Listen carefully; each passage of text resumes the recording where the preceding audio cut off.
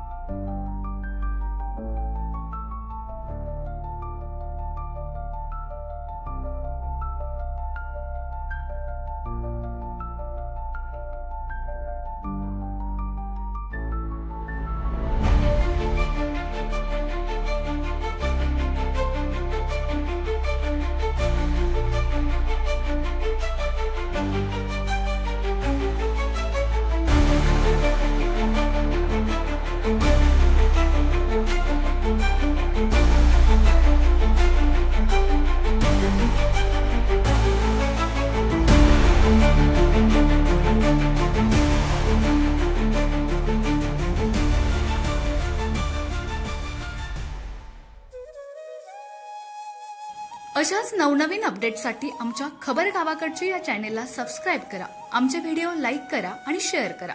धन्यवाद।